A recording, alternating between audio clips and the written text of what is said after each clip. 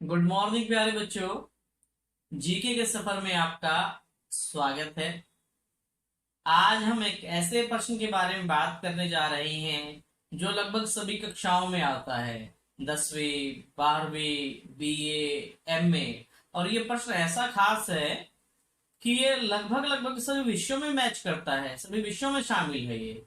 जैसे आपका जियोग्राफी यानी कि भूगोल, आपका सोशोलॉजी यानी कि समाजशास्त्र, आपका पॉलिटिकल साइंस यानी कि राजनीति विज्ञान। इसके साथ साथ ये प्रश्न इतना खास है कि ये आपको जागरूक करता है कि आपके क्या कर्तव्य हैं पर्यावरण के लिए और प्रकृति के लिए। तो चलिए शुरू करते हैं। आज का प्रश्न है, सतत विकास से आप क्या समझते हैं, या सतत विकास क्या है, या सतत विकास के मुख्य लक्ष्य क्या है। सतत विकास विकास की वह अवधारणा है जो मानवीय विकास और पर्यावरणीय विकास के संतुलन पर बल देती है। सतत विकास विकास की एक ऐसी स्थिति है जो लगातार चलने वाले विकास की वकालत करती है, जो इस बात पर बल देती है कि प्रकृति या पर्यावरण को पूरी तरह सुरक्षित रखा जाए। मानव विकास करे, जरूर करे, मगर वो ऐसी विधियों, ऐसे उपकरणों का विकास करें जिससे पर्यावरण को हानि ना पहुंचे। हम सब जानते हैं कि जब से औद्योगिक क्रांति आई है, मानव प्रकृति का अंधाधुंध दोहन कर रहा है, और यह इसी का परिणाम है कि आज पर्यावरण, आज हमारी पृथ्वी कई प्रकार के संकटों से घिरी हुई है। तो पर्यावरण किसे कहते हैं, यह भी प्रश्न बनता है। पर्यावरण का शाब्दिक अर्थ है परिजमा आवरण, यानी कि पृथ्वी पर प्रकृति का आवरण पर्यावरण कहलाता है। और जिस प्रकार से वनस्पतियां, अन्य जीव जंतु भी पर्यावरण के अंग हैं, ठीक उसी प्रकार मानव भी प्रकृति का अंग है। परंतु विवेकशील होने के कारण, बुद्धिमान होने के कारण मानव ने प्रकृति का मनचाहा प्रयोग किया। इसी मनचाहा प्रयोग और विकास की लालसा ने अंधाधुंध प्रकृति का विनाश किया है, प्रकृति को बर्बाद किया है। इसी प्रकृति की चिंताजनक स्थिति ने हमारे सामने प्रश्न उपस्थित किया कि सतत विकास को अपनाया जाए, क्योंकि विकास मानव कभी रोक नहीं सकता है, और पर्यावरण यदि नष्ट हो गया तो मानव नष्ट हो जाएगा। इसी संदर्भ में बड़े बड़े विद्वान पर्यावरणविद सतत विकास की वकालत करते हैं। इसका सीधा सा अर्थ है कि विकास के लिए उन विधियों, उन उपकरणों का विकास करना, उनको तैयार करना जो पर्यावरण की सुरक्षा पर बल दे। वे ऐसे संसाधनों का, ऐसे प्रयोगों का इस्तेमाल बंद कर दें जो पर्यावरण को हानि पहुंचा रहे हैं।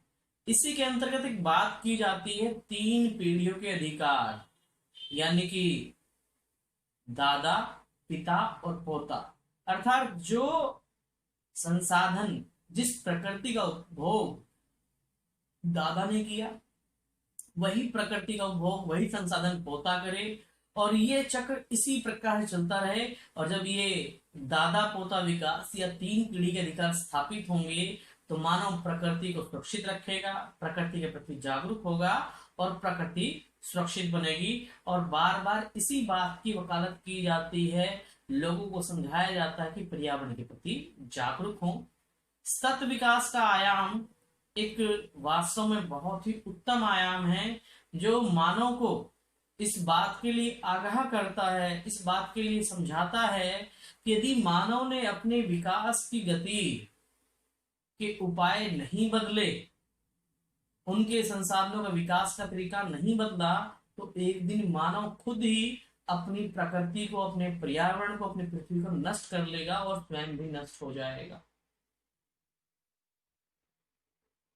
मानव के विकास का सबसे बुरा प्रभाव पर्यावरण पर पड़ता है।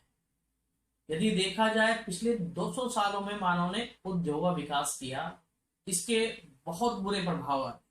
जैसे जंगलों की अंधाधुंध कटाई, बड़ी मात्रा में फैक्ट्रियों, कल कारखानों, यातायात से निकलने वाले धुएं और कचरे ने पर्यावरण को पूरी तरह से प्रदूषित कर दिया है। बंजर भूमि की अधिकता बढ़ गई है, जगह जगह तेजाबी वर्षा होती है, ओजोन परत में छेद हो गए हैं, गर्म गैसें जैसे carbon dioxide, carbon chlorofluoro, carbon monoxide, methane आदि गर्म गैसों का स्तर वायुमंडल में बढ़ गया है, बड़े बड़े ग्लेशियर पिघल रहे हैं, और विद्वान ये भी संभावना व्यक्त करते हैं यदि यही स्तर रहा तो समुद्र पास के देश लगभग डूब जाएंगे। इस प्रकार प्रकृति का यह चिंताजनक स्तर हमें इस बात के लिए चेतावनी दे रहा है कि हमें अपने विकास के आयाम बदलने होंगे। हमें उन उपायों को ढूंढना होगा जो प्रकृति को पूरी तरह से संतुलित रखे और पर्यावरण की रक्षा करे। कुल मिलाकर हम कह सकते हैं कि सतत विकास विकास की वह प्रणाली है जो मानव को जागरूक करती है और कहती है कि हमें पर्यावरण के साथ संतुलन स्थापित करना होगा। हमें नवीकरणीय ईंधन, नवीकरणीय संसाधन जैसे जल ऊर्जा, सौर ऊर्जा, पवन ऊर्जा, परमाणु ऊर्जा का प्रयोग करना होगा। कोयला, पेट्रोल, लकड़ी, डीजल, इस प्रकार के परंपरागत संसाधनों को धीरे धीरे छोड़ना होगा ताकि पर्यावरण को सुरक्षित बनाया जाए, क्योंकि लगभग सभी देश पर्यावरण संकट से जूझ रहे हैं। उन्हें बार बार पर्यावरणीय आपदाओं का सामना करना पड़ता है। ये सभी संकट, ये सभी पर्यावरणीय आपदाएं खुद मानव की तैयार की गई हैं। अब तक 200-300 साल की जो लापरवाही है वही हमें सतत विकास के लिए प्रेरित करती है कि यदि अब भी हमने अपने उपायों को नहीं बदला, अपने तौर तरीकों को नहीं बदला, तो मानव पृथ्वी को नष्ट कर देगा। सतत विकास को जोर देने के लिए, सतत विकास पर बल देने के लिए 1960 के बाद से ही बड़े बड़े वैज्ञानिक, बड़े बड़े विद्वान विभिन्न देशों को, लोगों को चेतावनी दे रहे हैं। इसी संदर्भ में 1992 में ब्राजील के शहर रियो डी जेनेरो में एक सम्मेलन हुआ जिसे हम पृथ्वी सम्मेलन या रियो सम्मेलन के नाम से भी जानते हैं। इसका उद्देश्य विश्व भर के लोगों को चेताना था कि हम प्रकृति को नष्ट कर रहे हैं और हमें सुधरना होगा। इसके बाद 1997 में क्योटो प्रोटोकॉल, उसके बाद 2002 में फिर से रिचमंड। इस प्रकार पृथ्वी के पर्यावरण को बचाने के लिए बार बार बहुत से आंदोलन हुए हैं, सम्मेलन हुए हैं। उन सभी का एकमात्र लक्ष्य पर्यावरण को सुरक्षित बनाना है। तो चलिए अब बात करते हैं सतत विकास के मुख्य लक्ष्य के। सतत विकास के लक्ष्य क्या हैं? सतत विकास के लक्ष्य निम्न है। अगस्त 2016 में 193 देशों ने 17 लक्ष्यों पर अपनी सहमति जताई। ये 17 लक्ष्य निम्न हैं। नंबर 1, विश्व के सभी देशों में गरीबी के सभी रूपों की समाप्ति। यानी सतत विकास का पहला कार्य क्या है? हर प्रकार की गरीबी को समाप्त करना। नंबर 2, भूख की समाप्ति, खाद्य सुरक्षा, स्वस्थ जीवन को बढ़ावा। यानी कि सभी व्यक्तियों का तक भोजन को उपलब्ध कराया जाए, उन तक इलाज पहुंचाया जाए। यानी कि एक प्रकार से सभी लोगों को खाद्य सुरक्षा और स्वास्थ्य सुरक्षा उपलब्ध कराना। नंबर 3, सभी आयु वर्ग के लोगों के लिए स्वास्थ्य की स्थापना करना। चाहे शिशु हो या मरणासन व्यक्ति हो, यानी कि सभी आयु वर्ग के लोगों के लिए हर संभव इलाज उपलब्ध कराना, और यह इलाज रियायती दरों पर हो, उचित दरों पर हो। नंबर 4, समावेशी शिक्षा और गुणवत्तापूर्ण शिक्षा उपलब्ध कराना, और यह शिक्षा सभी के लिए हो, इससे कोई अछूता ना हो। नंबर 5, लैंगिक समानता को समाप्त करना, स्त्री और पुरुषों के बीच जो असमानता उसे समाप्त करना, लड़कियों को, महिलाओं को अधिकारों से सशक्त करना ताकि वो अपना जीवन अपने अनुसार जी सकें। नंबर 6, सभी लोगों के लिए शुद्ध और स्वच्छ जल का प्रबंध करना, क्योंकि आज बहुत बड़ी मात्रा में संख्या यानी कि हमारे लोग स्वच्छ जल से भी वंचित हैं, यानी कि कम से कम लोगों को शुद्ध जल की प्राप्ति तो हो। नंबर 7, सस्ती, विश्वसनीय, टिकाऊ और आधुनिक ऊर्जा उपलब्ध कराना, यानी कि सस्ते से सस्ती ऊर्जा, यानी कि जल ऊर्जा, वायु ऊर्जा, सौर ऊर्जा और परमाणु ऊर्जा को अपनाना, और ये सस्ते से सस्ते दामों पर हो ताकि गरीब से गरीब व्यक्ति इसको अपना सके। 8, रोजगार उपलब्ध कराना, जो भी व्यक्ति काम करने योग्य हैं, काम करना चाहते हैं, उनको उनकी योग्यता, उनकी आयु और सामर्थ्य के अनुसार रोजगार उपलब्ध कराया जाए ताकि वो अपना जीवन यापन आसानी से कर सके। नंबर 9, लचीले, बुनियादी और सतत औद्योगिकरण को बढ़ावा देना, क्योंकि आज उद्योग मानव के विकास की रीढ़ की हड्डी है, तो औद्योगिकरण ऐसा हो कि सभी व्यक्ति उससे जुड़ सकें और सतत विकास को बढ़ावा मिल सके। नंबर 10, विभिन्न देशों के बीच समानता स्थापित करना, गरीब और अमीर देशों के बीच बहुत सी असमानताएं हैं, उन असमानता को कम से कम करना और देशों के बीच में सहयोग को बढ़ावा देना। नंबर 11, सुरक्षित, लचीले और टिकाऊ मानव बस्तियों का निर्माण करना। हम जानते हैं कि आज भी घर बनाना बड़ा ही मुश्किल है, बहुत से लोगों को अभी भी घर उपलब्ध नहीं है। सतत विकास का एक महत्वपूर्ण लक्ष्य है सभी मानव को ऐसी मानव बस्तियां प्रदान करना जहां वो अपने जीवन की स्थापना सुरक्षित पूर्ण ढंग से कर सके।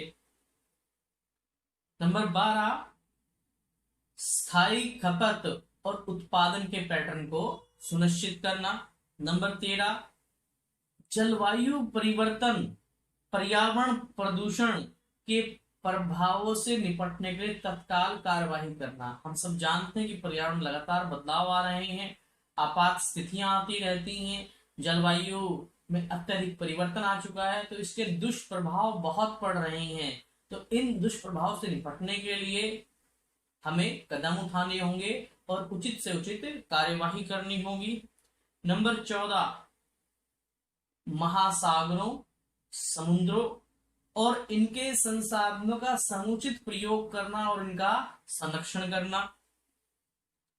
सतत विकास को बढ़ावा देने के लिए जल, जंगल, जमीन और जैव विविधता को सुरक्षा प्रदान करना, उन्हें नष्ट होने से बचाना। नंबर 16, सतत विकास के आयामों की सुरक्षा के लिए समितियों का निर्माण करना, और ये समितियां सतत विकास के लिए कार्य करेंगी और अपने सभी कार्यों के प्रति जवाबदेह भी होंगी। नंबर 17, सतत विकास में वैश्विक भागीदारी हो। विश्व के सभी देश जब तक खुलकर सतत विकास में शामिल नहीं होंगे, सतत विकास अपने आप में सफल नहीं हो पाएगा।